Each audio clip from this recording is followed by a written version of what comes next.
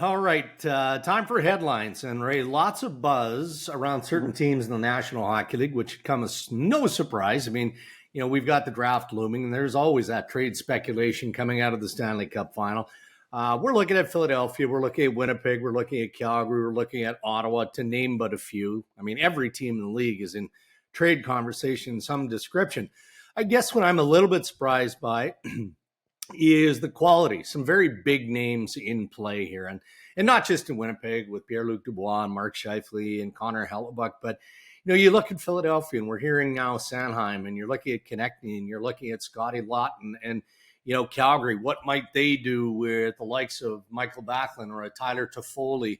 Go down the list. I mean, Noah Hannafin, they've got some very, very interesting pieces. So do you buy this? Some of those guys are going to get moved, but as a keen observer and somebody who participates at least a little bit in the dialogue of these conversations, do you buy the level of activity that could happen, or are you skeptical just given history? No, I do think there's going to be some significant moves. And the reason I think so, Dregs, is a lot of it is going to end up, I think, shifting deck chairs around. There's enough big names that may get traded for each other because, as we know, like no other time has money been the driving factor in a lot of the deals. You'd like to change your team, but great, I want to give you a really great player or a really good player because I want to change my mix. I've got to take money back. In the past, it could be just futures, or you could build your team in a different way. The trades for 2 first-round picks and a 4th-round pick and a prospect, a grade A prospect or grade B prospect, I think those are really hard to make because of the money transfers going back. But I mean, there's one thing I think that could delay some of these moves. I don't mean take them off the board, but delay them. Is that if I'm a team looking for a goalie, for example, I mean, Connor Hellebuyck is out there. There's other guys out there that it's going to get to be crowded. It's a fascinating market. But also like a player like Noah Hannafin. If you can't get that player signed, perhaps you wait until closer to the deadline when there's going to be a team that says that guy can help us win now, and they'll be willing to pay a more equitable price because they don't have to pay him for as long. The price will come, my team will have that Hannafin or Hellebuyck for 6 months of the season. So there's some different ways to look at it, but I do think that there's going to be some significant movement. So that's an interesting point you make, because the contracts always matter. They always matter. And when we look at Winnipeg, people forget Connor Hellebuyck is under contract for another year at 6.2. Right. So, I mean, if you're the New Jersey Devils, like Pierre LeBrun speculated on insider trading, and you have interest in Connor Hellebuyck, you have to be mindful of what that deal is going to look like moving forward. Otherwise, you're not giving up the assets to acquire Connor Hellebuyck. But that's where it gets a little bit dicey, doesn't it, Ray? Because in Hellebuyck's case, he wants to win. There wouldn't be a player in the National Hockey League that doesn't win. In this case, he's a highly qualified star NHL goaltender. But on a team like the New Jersey Devils, or any top contending team, if it's fair to call them that at this stage, there's got to be a balance, right? I mean, he wants to win, but they can't afford to pay him $9.5 million Vasilevsky money on an extension. So, is the player willing to compromise or not? But if you're Tom Fitzgerald, don't you have to know that before you execute that trade, even though he's got 1 year left on his deal? I think it goes without saying. It's paramount that whether you're going to be able to get him signed. I've moved to the camp of I don't want to pay my goalie $9 million. I really don't. I look at the last couple of Stanley Cup champions. You go back a number of years, and there's of course the standouts of Vasilevsky, the 2 years that they won back to back. His contract number at the time was very manageable. Now it's moved into a different place. You have to realize if you're paying your goalie $9 million, at some point he needs nights off, right? 65 games is not a good number for goalies anymore. The pace of the game, the challenges of the position are too great. But you can't pay your backup $3 million either. Then you got $12 million in contracts sitting there. So I think it becomes a challenge, even for a terrific goalie like Hellebuyck. Yeah. And here's the thing: when I look at the body of Hellebuyck, is there has been great years and not so great years. Part of that, I think, is his workload. I think he will be more effective with a little bit of a limit on the way he plays. But if you're Winnipeg, you're looking to maximize what you get. Chances of winning a trade these days are very slim. I think you hope for the trade that's a win for you by the players you acquire play as well as they can for you. You're not. It's not like the past, Dregs. I don't know what you think, but like you're not catching another general manager or another team unaware. No. There's too much information now. There's too much data. They know what they're getting for the most part. Yeah. Can some guy outkick what his data says? Sure. But is he going to do it for 5 years in a row? Probably not. All right, we'll get to Oliver Ekman-Larsson here momentarily, but I just want to wrap up the Winnipeg conversation because there's been so much talk around Pierre-Luc Dubois, rightfully so. And I'm told it's not just a two-horse race between Montreal and LA. It can't be. It never is, right? Just because guys like me talk about those two teams as being the front runners with interest doesn't mean that the market is just circling around those two teams. But here's something that doesn't seem to be getting a whole lot of attention. And it's so obvious to me. You know, restricted free agents now have more clout than ever before. I mean, look at Alex DeBrincat in Ottawa, certainly Pierre-Luc Dubois. But wait a minute here. You know, Winnipeg owns Dubois' rights for another year. Right. It's like he's not going to play in the NHL next season. Like if they don't get the market value for Pierre-Luc Dubois that they absolutely need, does he not have to sign that 1-year deal and then take your chances of getting moved at the trade deadline? I mean, sitting out and not playing until December 1st can't be an option that makes any sense to Pierre-Luc Dubois or his agent, Pat Brisson. I can't even imagine they would consider it. You know, it's not like he's playing for hubcaps. No. You know, like he's it's a lot of money to but they just keep saying he's not going to sign. Okay, well, where is he going to play if the deal isn't there this offseason? Well, that they're by saying that pushes the leverage point a little bit. Yeah. Except Winnipeg again still has Dubois until at least the trade deadline. Yeah.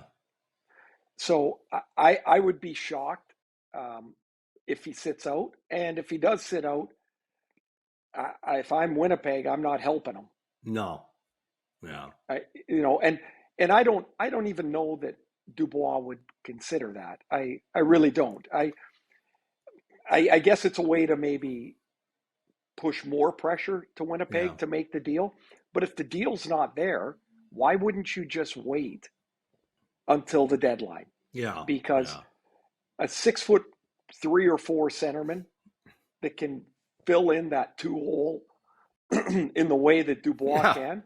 Oh man, they'll have plenty of options. But it is a game of push and pull, of leverage, and each side thinks they have it at certain times, and you have to try and execute on it the best you can. Yeah, it's not easy. It's not easy. It's not easy. And right now things are amicable. So I'm not suggesting that that's the underlying theme of the direction it's going to go. It's just a possibility. All right. You know what would concern me if I was a team that was a pretty good team, and I'm looking at what Vegas did and the teams that win and in the playoffs. I'm like, geez, size. We can walk past it as much as we want. Size matters. Yeah, it really does. No kidding. Dregs. I'm for every little guy scoring as much as they can. Yeah. And helping their teams and driving their teams. Vegas had one small guy, and he gets 30 goals most every year. Yeah. And he won the Conn Smythe. They do not. A player like Dubois would interest me greatly if I was a pretty good team that maybe lacked a little size. And that would be Montreal. I mean, aside from the cultural advantages that comes along with the French Canadian returning, is the obvious. They've got smallish forwards, if not flat out small goal scorers like Cole Caulfield. So size up the middle there would help. Bold statement, I would say, by Vancouver Canucks ownership, Ray, in buying out Oliver Ekman-Larsson. You know that you saved money, significant money, over the term of the buyout. But it now allows the management group of the Vancouver Canucks to go after what they need, right? And that's a third line center, that's a penalty kill, shutdown defenseman, and probably, we just talked about size of Pierre-Luc Dubois, maybe a biggish winger, to augment what they have in Vancouver. And they've tried repeatedly to make moves to create cap space and just couldn't do it. So not an easy task to convince your owner that a buyout is your best and only option. Yeah, I would say that, and I want to say this. I say this every time we talk about the Canucks, about how little I know about what's going on. I called you, which is why I ask you, right? Like I'm not going to put you in a bad spot. I just know that you're not going to know because Cammy's not going to tell you anything. Well, I took a nap. I woke up and I read that the Canucks have bought out Dubois, or have bought out Oliver Ekman-Larsson. Yeah. So I call you and I said, hey, I want you to know this is how little I know. I just found out about it when I woke up from my nap. Cammy was supposed to get home, she thought, from the office at about 1 that day. She didn't get home till 4:30 or 5. I'm like, oh, anything going on today? And she laughed, right? She goes, see, that's why you don't need to know. Perfect. So anyway, this is my view on it. They had to create cap space. Yeah. Like that was, I think, was evident to everybody. If the moves aren't there, you can't make somebody take your player. So if they're offering a trade around with Oliver Ekman-Larsson and they're looking to retain money and they still can't get the trade done, then you only have one option. Well, I guess you got two. You can keep him and have a $7 million cap hit, or you can do what they just did, which sucks on many levels. There's no way the owner wants to pay money for somebody to go play somewhere else. Right. There's no way the manager wants to be able, or has to be able, to say, look, I can't get this deal done, so I've got to buy this player out. I do wonder if it's somewhat easier to say, I need to buy this player out. I didn't sign him. I didn't trade him or trade for him. Yeah. I think maybe it's probably easier to make that case than say, hey, I signed this guy 2 years ago and now I want to buy him out. That's probably a tougher sell to the owner. Okay, what is he, Oliver Ekman-Larsson, now? So if you're a team in the market for a 4-5 guy, right? And you're getting him at a discount. That's abundantly obvious now. How interested are you in him as a GM? I think my biggest concern would be his foot speed. Okay. It really seemed to go away last year. Now, he came into the year injured. He got injured late. He's not the most physical player. I would worry that his foot speed is a real concern. But if you're asking at $2 million, can he play? I would say yes. Yeah. And I would say he's in the bottom third of your defense for sure. Okay. Yeah. Because the pace of the top end guys, I think, is going to be too much for him. Mm-hmm. But he can kill penalties. He can still move the puck. He's at the stage of his career where you're not getting an accelerating asset. You're getting a declining one. Right. And so if you're looking at a year at $2 million or 2 years at $2 million, I don't know, maybe somebody will pay him way more than that. I don't know. I wouldn't. And that would be the reason. It would be my concern over his foot speed. I think if you don't have foot speed, you've got to be mean. Yeah. Like there's got to be a balance there. And like Radko Gudas type mean? Yeah. Well, I don't know. I mean, when he got hurt there, I was like, how the hell did he even get hurt? He's like, yeah, I know.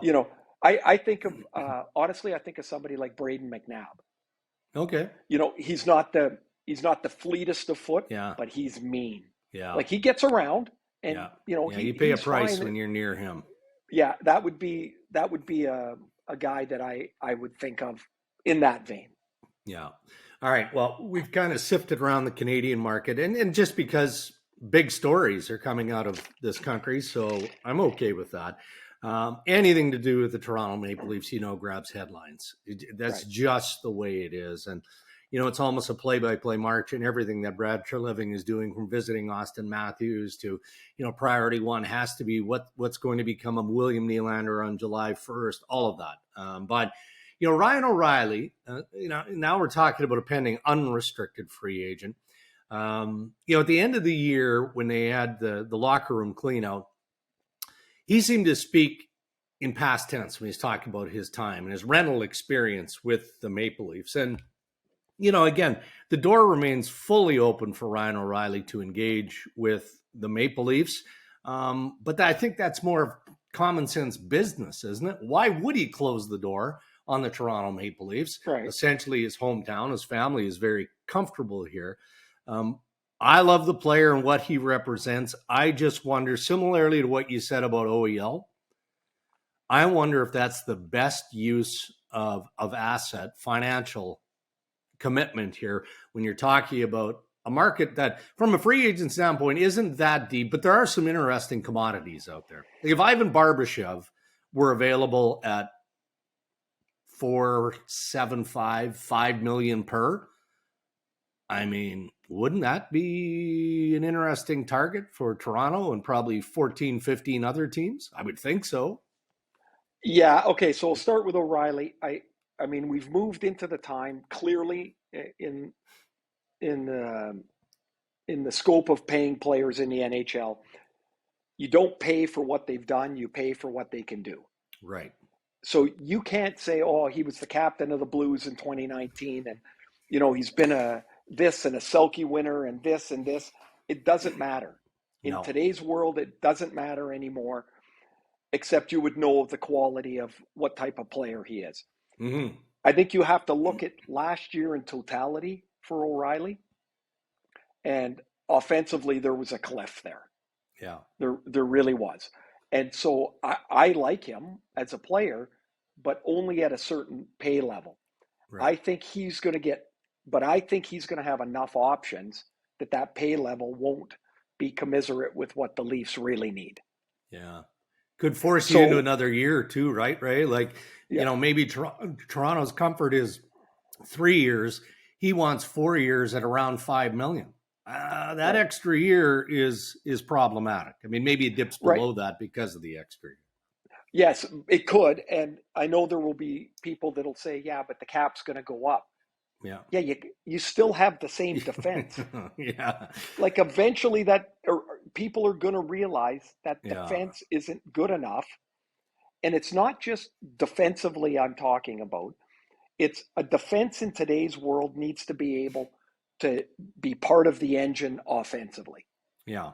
And the Leafs have a group that needs to be addressed. So you can't keep pushing money out forward saying the cap's going to rise, the cap's going to rise. Yeah, you got to spend it elsewhere too.